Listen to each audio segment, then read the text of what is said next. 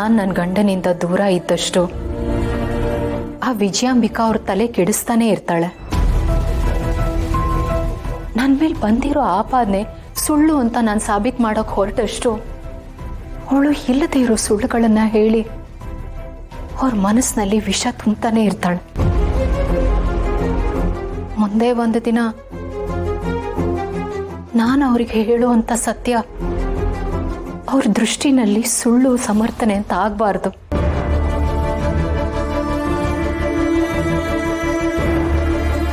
ನಾನು ಹೇಳೋ ಸತ್ಯನ ಅವರು ನಿಜ ಅಂತ ಒಪ್ಕೊಳ್ಬೇಕು. ನಾನೇನು ತಡ ಮಾಡಬಾರ್ದು. ನಾನು ತಡ ಮಾಡಿದಷ್ಟು ಆ ವಿಜಯಾಂಬಿಕಾ ಹೇಳೋ ಸುಳ್ಳುಗಳ ಸಾಲು ಜಾಸ್ತಿ ಆಗ್ತಾನೆ ಹೋಗುತ್ತೆ.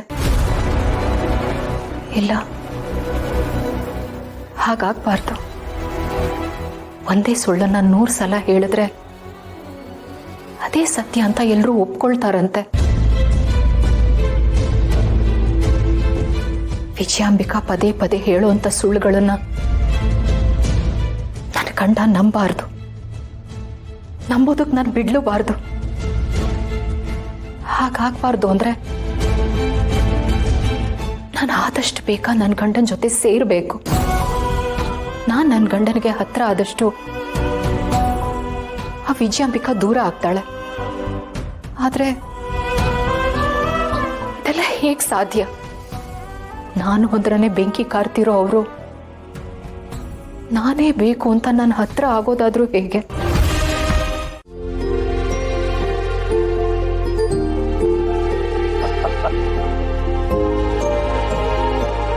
ತುಂಬಾ ಚೆನ್ನಾಗಿದೆ. ಏನಣ್ಣ ತುಂಬಾ ಖುಷಿಯಾಗಿದ್ಯಾ? ಅಲ್ಲ ಕಣ, ಈ ಫೋಟೋ ನೋಡಿದಾಗಿಂದ ನಗುನೇ ತಡೆಯಕ್ಕಾಗ್ತಾ ಇಲ್ಲ.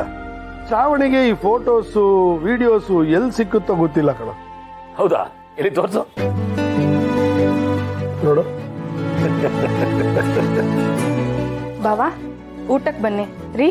ಬನ್ನಿ ಊಟಕ್ಕೆ. ಬೇಡಮ್ಮ, ನಕ್ಕು ನಕ್ಕು ಈಗಲೇ ಹೊಟ್ಟೆ ನೋವ್ತಾ ಇದೆ. ಒಂಥರ ಹೊಟ್ಟೆ ತುಂಬ್ದಂಗೆ ಆಗ್ಬಿಟ್ಟಿದೆ. ಈ ಸುಬ್ಬು ಸೋಷಿಯಲ್ ಮೀಡಿಯಾ ಗ್ರೂಪ್ ಅಂತ ಯಾವಾಗ ಶುರು ಮಾಡಿದ್ನೋ ಆವಾಗಿಂದನು ನನಗೆ ಎಷ್ಟೇ ಟೆನ್ಷನ್ ಇದ್ರು ಈ ಗ್ರೂಪ್ ನೋಡ್ತಾ ಇದ್ರೆ ಒಂಥರ ರಿಲೀಫ್ ಆಗ್ಬಿಡುತ್ತೆ. ಹೌದು ಬಾವಾ, ನಾನು ನೋಡ್ತಿರ್ತೀನಿ. ನೀವು ಗ್ರೂಪ್ ಅಲ್ಲಿ ಜೋಕ್ ಶೇರ್ ಮಾಡ್ತಿರ್ತೀರಲ್ಲ. ಮತ್ತೆ ಬಿಡ್ತೀನ? ಚೇರ್ಗೆ ಸವಾ ಸೇರು, ಜೋಕ್ಗೆ ಡಬಲ್ ಜೋಕ್. ಇದ್ರೆಲ್ಲ ನಾನು ನಾಜೂಕು.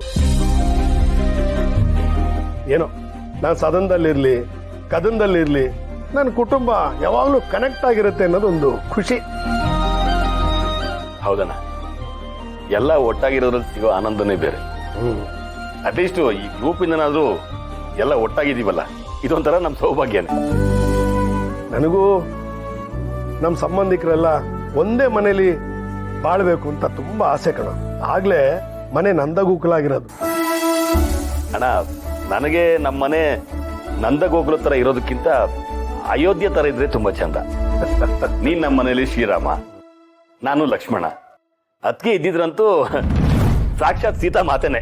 ನಿನಗೆ ನಾನು ಸಂತೋಷವಾಗಿದ್ದೀನಿ ಅಂತ ಹೇಳಿದ್ದೆ ತಪ್ಪಾಗೋಯ್ತಾ? ನಾನು ಸಂತೋಷವಾಗಿರೋದು ನಿನಗೆ ಇಷ್ಟ ಆಗಲ್ವಾ? ಅತ್ತಿಗೆ ಅಂತೆ ಅತ್ತಿಗೆ. ಸಂಬಂಧ ಹೇಳೋದಕ್ಕೂ ನನಗೆ ಹೇಸಿಗೆ ಅನ್ಸುತ್ತೆ. ಅವಳನ್ನ ಸೀತೆ ಗೀತೆ ಅಂತೆಲ್ಲ ಕರಿಬೇಡ. ಸಾಲಿಗ್ರಾಮದಲ್ಲಿ ನಾವೆಲ್ಲರೂ ಒಟ್ಟಾಗೇ ಇದ್ವಿ. ಯಾವಾಗ ನನ್ನ ಬದುಕಿಗೆ ಬಂದ್ಲೋ ದೊಡ್ಡ ಯಜಮಾನರಿಂದ ದೂರ ಆದೆ. ಆದರೂ ಅವ್ರ ಪ್ರೀತಿ ನನಗೆ ಸಿಗ್ತಾನೆ ಇತ್ತು. ಕೊನೆಗೆ ಎಲ್ಲ ನಾಶ ಮಾಡ್ಬಿಟ್ರು. ಒಂದು ಹೆಣ್ಣು ಮನೆ ಕಟ್ಲೂಬಹುದು, ಮನೆ ಸುಟ್ಟಾಕ್ಲೂಬಹುದು ಅನ್ನೋದಕ್ಕೆ ಅವಳೇ ಸಾಕ್ಷಿ. ನನ್ನ ಜೀವನದಲ್ಲಿ ಎಲ್ಲ ನಾಶ ಮಾಡ್ಬಿಟ್ರು.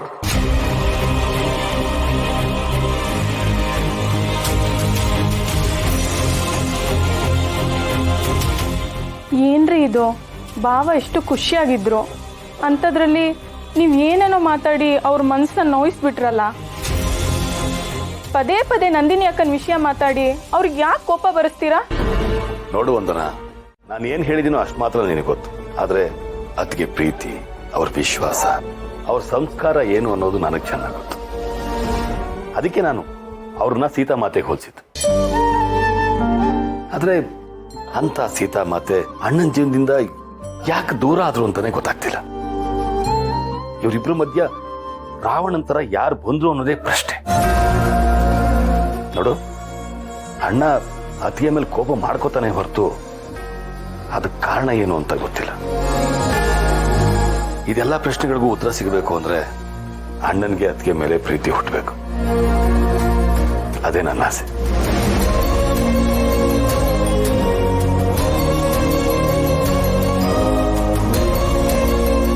ಅಷ್ಟಕ್ಕೂ ನಂದಿನಿ ಅಕ್ಕಂಗೆ ಏನಾಯ್ತು?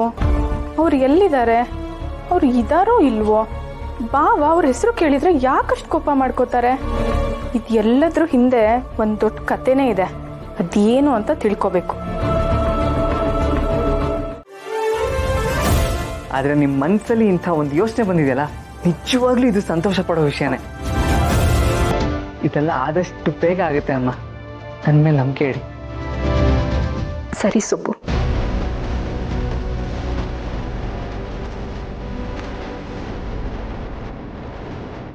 ನಂದಿನಿ ಅಮ್ಮವ್ರಿಗೆ ಯಜಮಾನ್ರ ಜೊತೆ ಇರಬೇಕು ಅಂತ ಅನಿಸ್ತಾ ಇದೆ.